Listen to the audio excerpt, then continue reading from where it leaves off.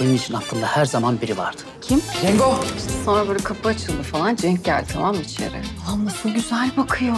İşte tam o ana aşık oldum ben de. Sence becerebilecek miyiz? Aşkım yeter. Aşkımız yeter. Hayır ya çok romantik. Aşkım bunun bizimle ne alakası var hayatım? Bir konuşalım. Mesut!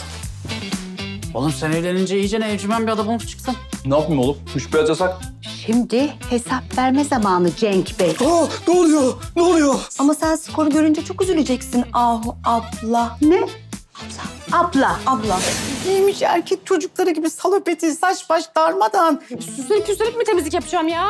Ya biz birbirimizi her halimizde seviyoruz. Ne varmış ayrıca halinde? Öyle de sever, böyle de sever. Ya ben bu kadar saçımla başımla uğraşmıyorum ya. Vallahi ben olsam uğraşırım. O ne demiş ya? Ne varmış benim saçımda? Kız kıza gidelim diyorum, kız kıza. Cenk olmadan. Ben kendime denk birini arıyorum. Hero işini yani. Yok zengin birini. Patronum ben. Ya. Şirket var bizim. Bunların hepsi müşteri sayısına göre, anladın mı? Tamam al. Alt katı Levent'i tuttuk. Artık alt üstte oturacağız. Bir şey söylemeyecek misin? Çok sevindim. Levent sabahtan akşama kadar bizde kalacak. Bir şey üzüldüğünde, bir şey sevindiğinde, o şimdi derde girdiğinde, akşam yemekleri, sabah kahvaltısı, özel günlerimizde hep burada olacak.